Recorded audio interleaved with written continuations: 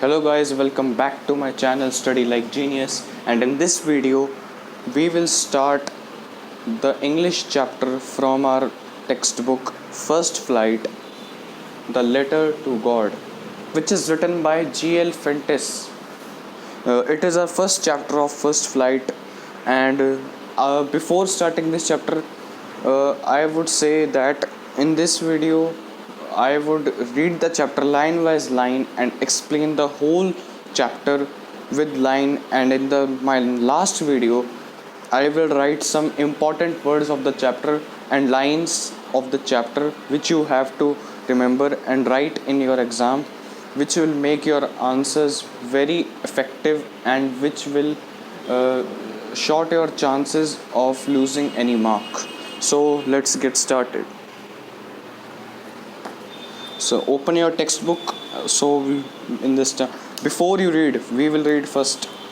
They say faith can move mountains, but what should we put our faith in? This is the question the story delicately possesses. ये इसमें कहते हैं कि अगर विश्वास पहाड़ों तक को हिला सकता है, तो प्रश्न ये उठता है कि हमें अपना विश्वास किस पे रखना चाहिए. ये हमारा क्वेश्चन है. The story that delicately poses. Delicately poses का मतलब है विनम्रता से, जेंटल वे में हम ये क्वेश्चन है हमारा, और इसी का हम आंसर देखेंगे. Lancho is a farmer who writes a letter to God when his crops are ruined, asking for 100 pesos. Does Lancho's letter reach God? Does God send him the money? Think what your answers to these questions would be and guess how the story continues before you begin to read it.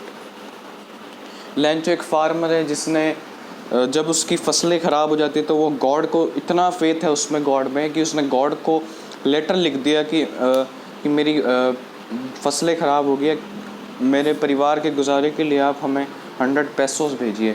Pesos एक currency थी उस time में, एक currency Latin American countries की currency हुई थी pesos. सो हम main chapter शुरुआत करते हैं. The house, the only one in the entire valley, set on the crest of a low hill. एक पूरी वैली है, उसमें एक लो हिल है. मैं बना के भी दिखा देता हूँ. मान लीजिए अब ये एक लो हिल है, तो इसके टॉप पे, क्रेस्ट का मतलब होता है top of a hill. Crest means top of a hill.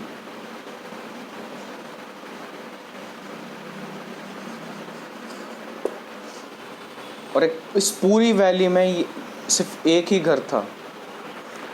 There was only one house in the entire valley, and which was of Lancho and in his family. So from this height one could see the river. इस ऊंचाई से लोग नदियाँ देख सकते थे. And a field of ripe corn dotted with flowers that always promised a good harvest. आप इस लाइन को मार्क करें. Field of ripe corn dotted with the flowers that always promised a good harvest. एक corn का खेत, corn तो सबको पता ही होगा, उसका खेत डॉटेड विथ फ्लावर्स मतलब अगर आप आसमान हाइट से देखेंगे तो आपको वो डॉट डॉट जैसे लगेंगे. जो फूल्स होंगे वो आपको डॉट डॉट जैसे लगेंगे. First I should rub this.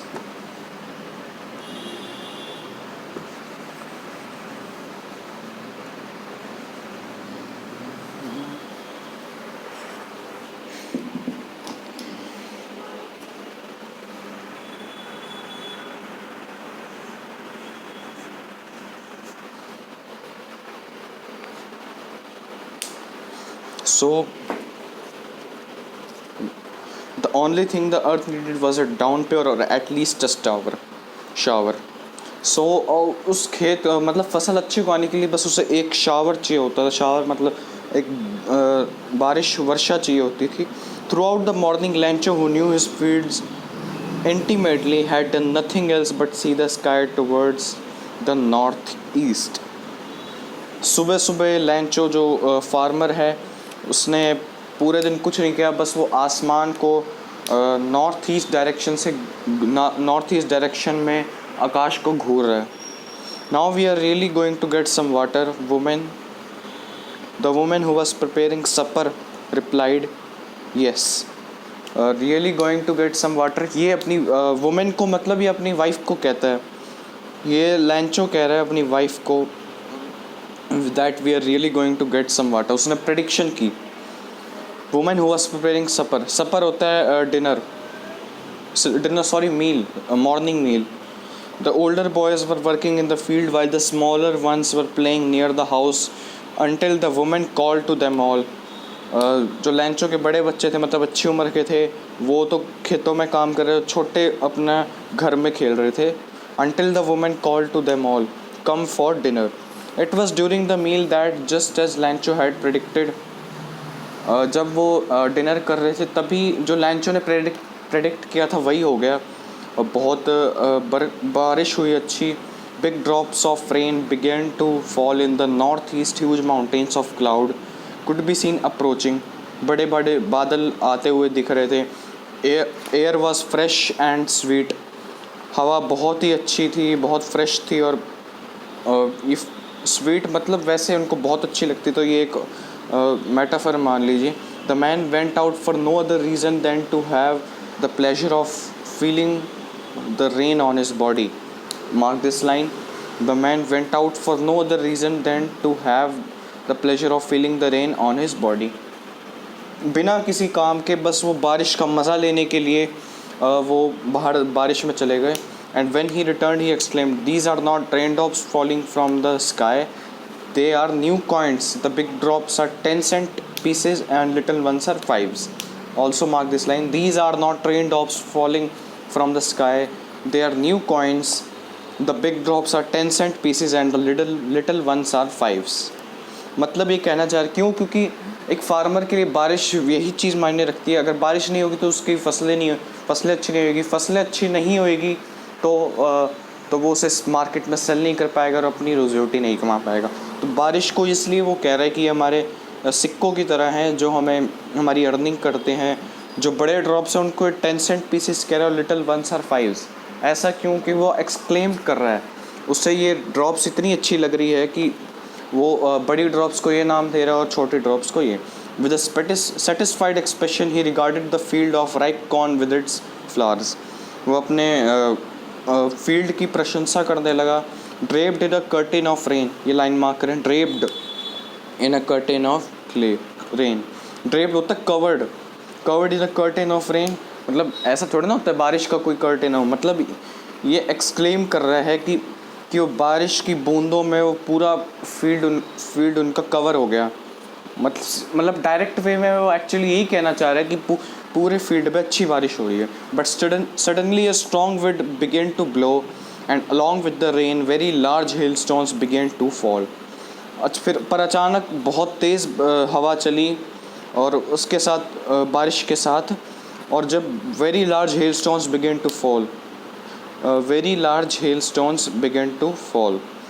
Hello stone मतलब ओले गिरने लगे। This truly did resemble new silver coins, वो उसे सिल्वर कॉइन्स की तरह लगे। The boys exposing themselves to the rain ran out to collect the frozen pearls. जो बड़े बच्चे बच्चे थे उनके, वो अपने आप को रेन में एक्सपोज करके, मतलब बारिश में चल दिए। और जो फ्रोज़न पर्ल्स होते हैं, मतलब फ्रोज़न हेल स्टोन फ्रोज़न थे काफ़ी, तो उनको कलेक्ट करने के लिए वो वहाँ से बाहर निकल गए। It is really getting bad now exclaim the man means लैंचो, यहाँ पे लैंचो है, कि अब सिचुएशन बिगड़ रही है। I hope it passes quickly but it didn't pass quickly. मतलब वो चाहता था कि ये समय जल्दी टल जाए, मतलब ज़्यादा मौसम ख़राब ना हो, पर ऐसा नहीं हुआ। 1 घंटे तक the hail rained on the house, the garden, the hill side and the cold field and on the whole valley. पूरी वैली में, उनके घर में, उनके गार्डन में, उनके हिल साइड में ओले गिरते रहे 1 घंटे तक। Field was white as if covered with salt. Hail stones white colour के होते हैं, तो वो 1 घंटे तक इतने फैले कि सारी जगह वाइट हो गया। तो उन्हें ऐसा लगने लगा that it if covered with salt. इसे भी मार्क करें, the field was white as if covered with salt. Not a leaf remained on the trees, पेड़ों पे एक भी पत्ता नहीं रह बचा। The corn was totally destroyed, corn पूरा का पूरा डिस्ट्रॉय हो गया। The flowers were gone from the plants, Lencho soul was filled with sadness. Lencho की अंतरात्मा को बहुत दुख हुआ When the storm had passed, he stood in the middle of the field and said to his sons. वो मतलब डूम और despair मतलब दुखी भाव से वो फील्ड्स के मिडल में खड़ा और अपने बच्चों को कहता, और ये लाइन मार्क करे जो मैं बोलने आ रहा हूँ. अ plague of locust would have left more than this. More than this का यहाँ पे एक्चुअली मतलब बताता हूँ कि मतलब कि वो इतनी गंदी कंडीशन नहीं करते कोई प्लेग ऑफ लोकस्ट आते. लोकस्ट तो एक्चुअली इंसेक्ट्स होते हैं जो मतलब बिग स्वाम्स में आते हैं, मतलब ग्रुप्स में आते हैं और जो क्रॉप्स को डिस्ट्रॉय करते हैं. अभी जैसे आपने टिड्डी दल के बारे में सुना होगा, हरियाणा में टिड्डी दल आ गया गुरुग्राम जैसे शहरों में. तो यहाँ इसी का यही मतलब है plague of locust have left more than this. Left more than this मतलब वो भी इतना नुकसान नहीं करते जितना इस हेल स्टोन ने कर दिया. The hail has left nothing. This year we will have no corn. That night was a sorrowful one. All our work for nothing. There is no one who can help us. We will all go hungry this year. ये explanation था Lencho का, आप इसे याद रखें. That night बहुत was sorrowful one, बहुत दुखी रात थी वो. All our work for nothing, उनका काम सारा ख़राब हो गया. देयर इज़ नो, ऐसा कोई भी नहीं था क्योंकि पूरी वैली में वो सिर्फ अकेले रहते थे. और उनका कोई ऐसा वो भी नहीं था जो उनकी हेल्प कर सके. वो कहता कि हम इस साल बहुत हंग्री चले जाएं, हम भूखे मर जाएंगे इस साल. तो चलिए आज के लिए मैं इतना ही. बाकी का चैप्टर हम अगली वीडियोस में कवर करेंगे. If you like the video then like, comment, share and subscribe my channel for more videos of this stuff. So we will meet again in the next video. So allow me to go and do my else work. So we will meet tomorrow in the next video. We will cover more the chapter until the next page, and third video we will cover the small portion which we would left after the second video, and we will read some words, good words and good phrases of this chapter. So goodbye.